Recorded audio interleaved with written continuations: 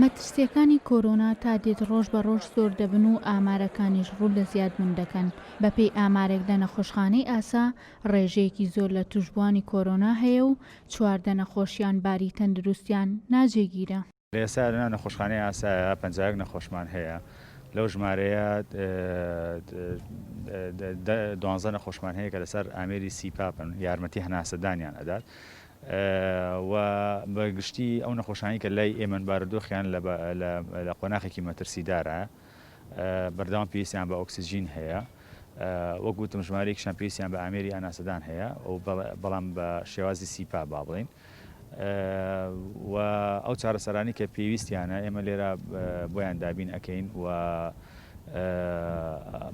ئەو حاڵەتانەش کە ڕۆژانە یەنە نەخۆشخانە لە لای ئێمە داخڵ ئەبن ئەوانن کە لە قۆناغە مەترسیدارەکانان و ڕۆژ بە ڕۆژی ژماری ئەوانی کە پێویستیان بە ئامێری هەناسەدان ئەبێ با بڵێن بە جیازی سیپاپ ئەبێ زیاد ئەکات. ئێمە دوو بەشمان هەیە، بەشی قاوشمان هەیە و بەشی عینایەمان هەیە. لە لای ئێمە تقریبا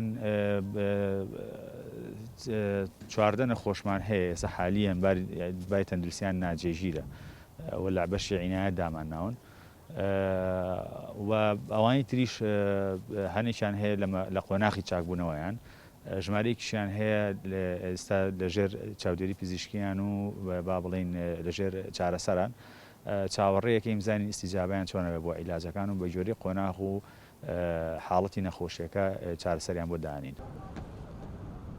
چەند نەخۆشخانەیەک لە سلێمانی هاوشێوەی نەخۆشخانەی ئاسا کە هیچ کام لەو نەخۆشخانانە شوێنی چارەسەرکردنی نەخۆشیان نەماوە و ئەمەش نیشانەی مەترسی و بڵاوبوونەوەی زیاتری ڤایرۆسەکەیە. لە ئێستادا وەکو نەخۆشخانەکان ئێمەوە هەست دەکەین کە ژمارەی توشبووان بەداخەوە ڕۆژ بە ڕۆژ بەرەو زیادبوونەڕوا و نەخۆشخانەکان ئێمە وەکو نەخۆشخانەی ئاسا کە تایبەتە بە کۆرۆنا لە ئێستادا هیچ جێگایەکمان نییە بۆ وەرگرتنی نەخۆش.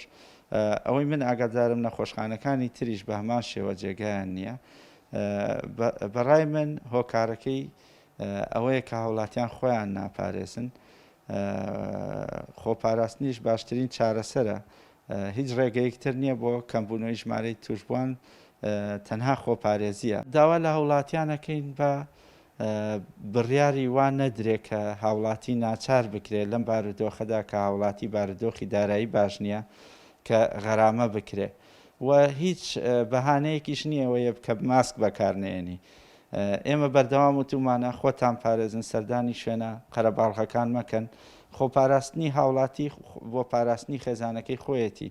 لایەنە پەیوەندیدارەکان و حکومەت لە پێناو تەندروستی هاوڵاتیان دەوامی چەندین ناوەندی وەک زانکۆ و پەیمانگا و خوێندنگاکان ڕاگرتووە.